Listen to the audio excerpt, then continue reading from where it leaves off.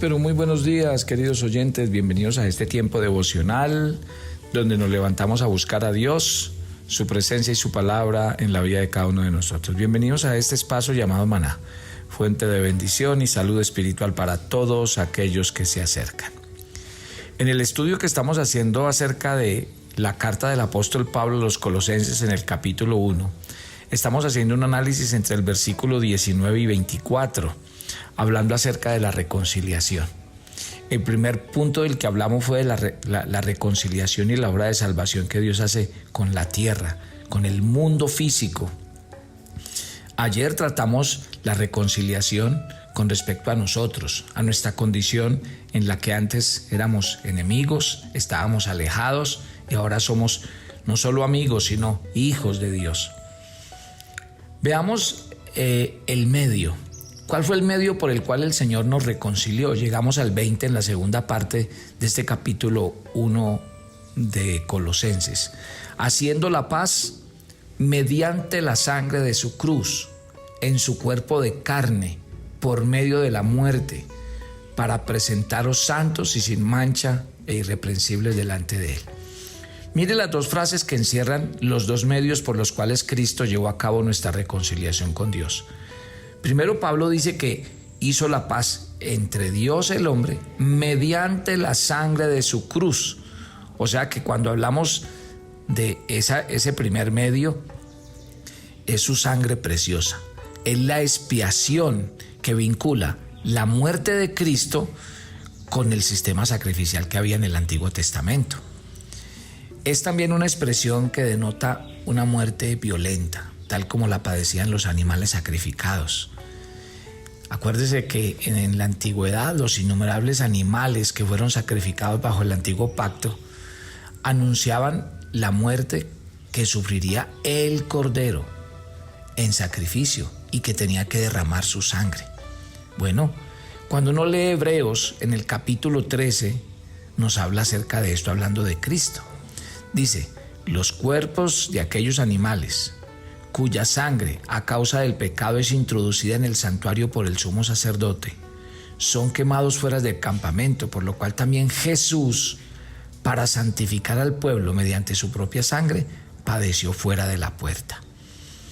Aquí se hace mención de la sangre de Cristo. ¿Y qué hace esa sangre de Cristo? Pues establece una relación directa entre la muerte violenta que sufre el cordero y que padecían los animales sacrificados en el antiguo pacto. Pero sin embargo, y a diferencia de la mayoría de ellos, mire que Jesús no vertió su sangre hasta morir. Ningún hombre acabó con su vida. Él no fue una víctima, sino Él ofreció voluntariamente su vida a Dios. Y así lo dice Juan en el capítulo 10, en los versos 17 y 18. Por eso me ama el Padre, porque yo pongo mi vida para volverla a tomar. Nadie me la quita, sino que yo de mí mismo la pongo. Tengo poder para ponerla y tengo poder para volverla a tomar. Este mandamiento recibí de mi Padre. O sea que Jesús eligió el momento de su muerte. Y cuando Jesús hubo tomado el vinagre, dice Juan capítulo 19, dijo, consumado es. E inclinando la cabeza entregó su espíritu. Ahora, póngale cuidado a esto porque a veces los cristianos, como nos encanta, es como lo superficial y nos gusta agarrar lo que nos gusta y lo que nos conviene. Entonces convertimos la sangre de Cristo en algo místico. Y déjeme decirle, la sangre de Cristo nos salva en el sentido de que su muerte fue el sacrificio del Cordero. Pero su muerte fue lo que permitió nuestra reconciliación con Dios. O sea que una correcta enseñanza bíblica señala entonces que la sangre de Cristo en su estado físico material no tiene poder salvador mágico. No es como algo milagroso aplicando la sangre de Cristo sobre mí. No, la sangre de Cristo se aplica de manera simbólica al creyente mediante la fe. De la misma manera que vemos a Cristo por la fe y estamos sentados con Él en lugares celestiales por fe, no en un sentido físico. Entonces sí ve que a veces nos volvemos religiosos y entonces no, es que la sangre de Cristo está sobre mí, la sangre de Cristo me cubre y entonces le damos como un poder mágico a la sangre de Cristo. No, lo que nosotros tenemos que tener es convicción, seguridad. A mí mi fe me dice que yo estoy cubierto con la sangre de Cristo, pero no tengo que hacer invocaciones raras, ni extrañas, ni nada por el estilo. Por eso es tan importante estudiar la Biblia, porque cuando uno sienta su fe en la Biblia, en los principios de la palabra del Señor, uno no se aleja de ellos. Pero cuando la gente no profundiza en los principios bíblicos, ahí es cuando tratamos de que las cosas bíblicas se vuelvan mágicas. Entonces la oración es mágica, la sangre de Cristo es mágica, dar para que Dios me bendiga es mágico, y entonces cogemos lo mejor, entre comillas, lo que nos gusta, y queremos darle una interpretación porque a nosotros nos gusta eso. Deme algo para llevar, deme algo que yo pueda sentir, y resulta que en la vida cristiana las cosas son por fe, no por vista. Muy bien, entonces mi querida familia, estamos hablando de los dos elementos que hacen posible la redención, la reconciliación, perdón. Y el primero que tomamos entonces fue la sangre de Cristo. Sí, esa sangre que vino, que pagó un precio, que como cordero fue derramado, ¿sí? Eso vino a salvarnos, pagó el precio por nosotros. Y realmente esa sangre es la que nos da hoy vida espiritual, porque fue la sangre derramada. Y el segundo elemento del que habla Pablo aquí a los colosenses, además de la sangre de Cristo, es que Cristo no solo murió como un sacrificio, sino como nuestro sustituto. Acuérdense que los que pecamos fuimos nosotros, los que debíamos morir éramos nosotros, y Cristo ocupó nuestro lugar en la cruz. Acuérdense de Romanos 5:8 cuando dice que Dios demuestra su amor para con nosotros en que siendo aún pecadores, Cristo murió por nosotros. Y 2 Corintios 5:21 dice, al que no conoció pecado, por nosotros se hizo pecado. Entonces Cristo, mediante esa muerte sustituta, nos concedió la reconciliación mediante esa muerte sufrida en su propio cuerpo.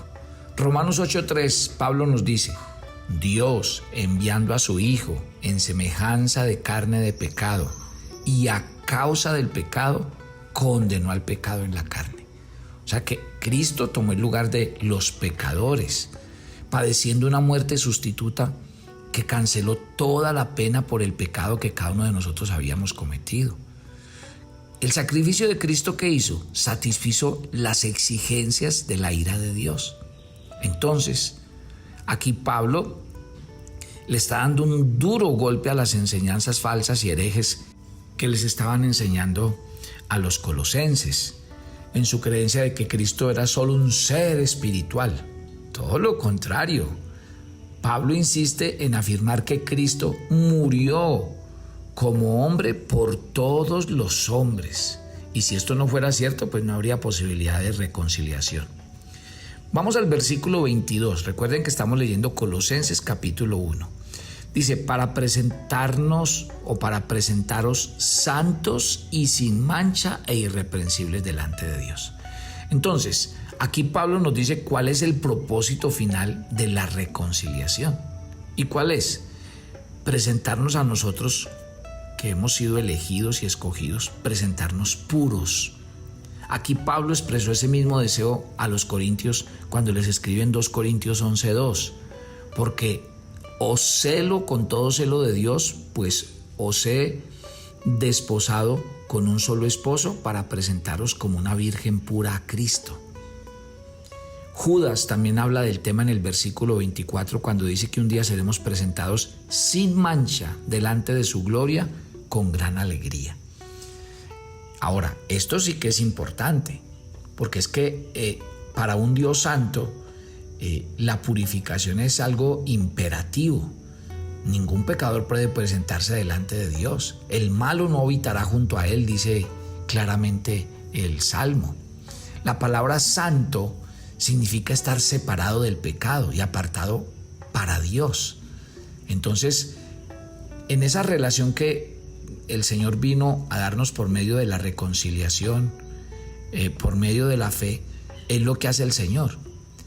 Efesios 1:4 dice que Él nos escogió en Él antes de la fundación del mundo para que fuésemos santos y sin mancha delante de Él. Y 2 Corintios 5, el que les acabé de mencionar, verso 21, dice que al que no conoció pecado, por nosotros se hizo pecado para que nosotros fuésemos hecho justicia de Dios en Él. Entonces luego dice, primero dice santo y luego dice sin mancha, este versículo 22 que estamos leyendo. Entonces santo es apartado, pero cuando dice sin mancha quiere decir intachable, y es un término utilizado muy a menudo en la palabra de Dios, que se refiere a Cristo como el Cordero de Dios sin mancha. Y al referirse a nosotros indica que la reconciliación nos reviste de ese carácter intachable. La tercera palabra que utiliza el versículo que estamos leyendo para presentaros santos, sin mancha, y luego dice irreprensibles. Y cuando se habla de la palabra irreprensibles, se extiende aún más en el sentido de intachable e inmaculado. Significa que no solo estamos libres de mancha, sino que nadie puede presentar cargos en nuestra contra. ¡Qué belleza! Satanás, que es el acusador de los hermanos, no puede ni siquiera presentar la más mínima imputación contra quienes han sido reconciliados en Cristo.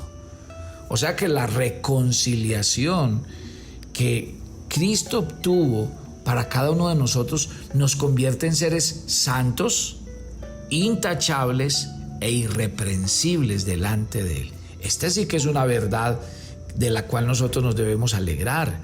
Y por eso usted como cristiano es bueno que revise su vida. Mire, si Dios ha hecho de usted una persona santa, intachable e irreprensible, la pregunta es, ¿por qué queremos volver como el perro vuelve a su vómito y como el marrano vuelve al pantano? ¿Por qué queremos volver a la vieja vida? Dios a nosotros nos arrebató de ese mundo sin sentido, nos apartó del mal, del pecado. ¿Y por qué porfiamos en querer seguir viviendo ese estilo de vida, mi querida familia?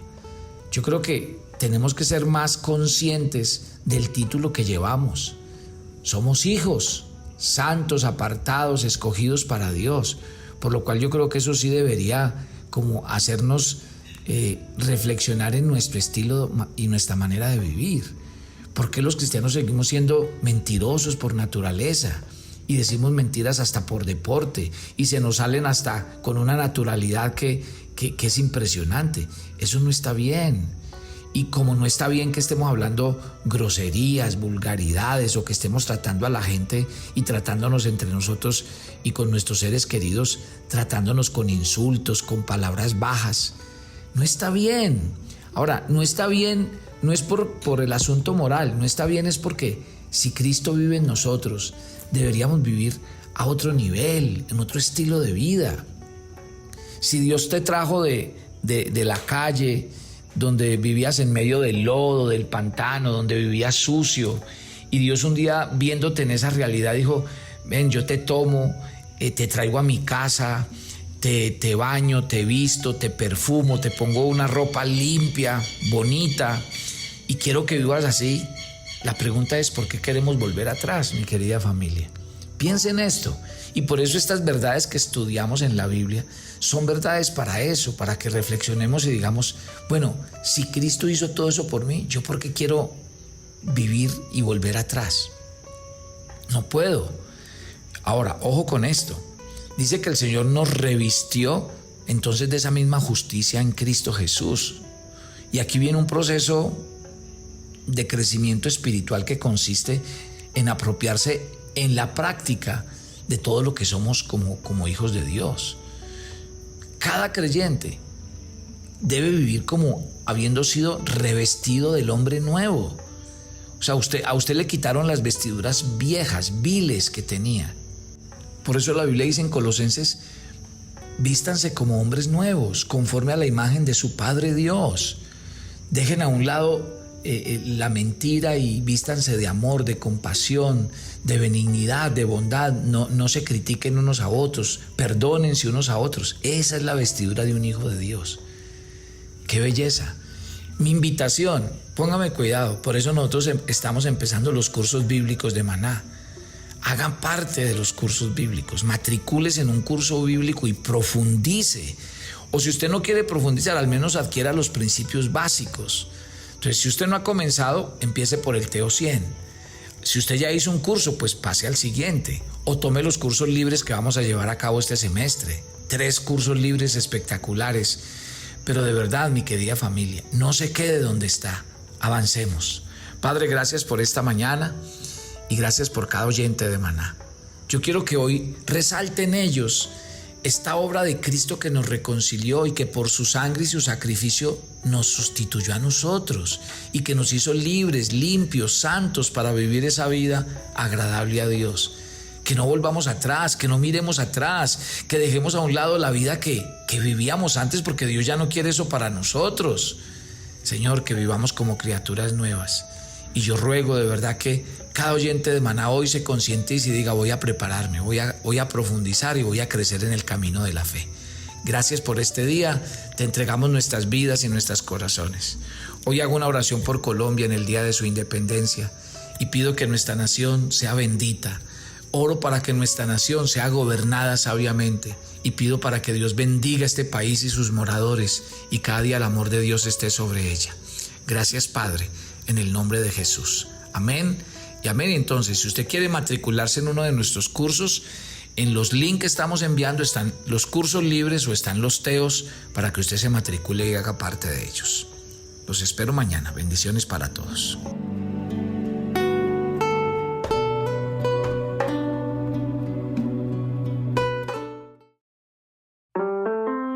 Toma tu agenda devocional Maná.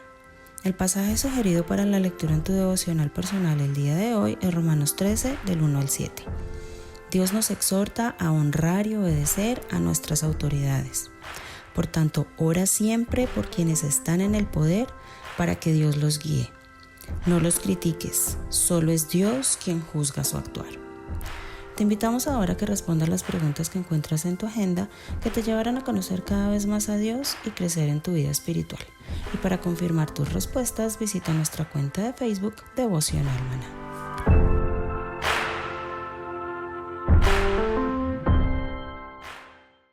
Si quieres enterarte de nuestros temas, reuniones y devocionales, suscríbete a nuestro canal de YouTube Devocional Maná y da clic en la campanita de cualquiera de nuestros videos para activar el recordatorio.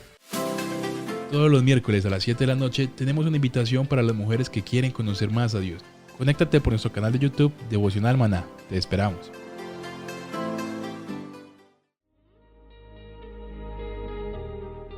El maná era diario. Se recogía muy temprano en la mañana. Cada uno recogía según su necesidad y se recogía por familias. Muy pero muy buenos días. Bienvenidos a este tiempo devocional donde nos levantamos a buscar a Dios, su presencia y su palabra en la vida de cada uno de nosotros. Maná, el alimento espiritual diario que no puede faltar en nuestras vidas. Conduce Carlos Ríos.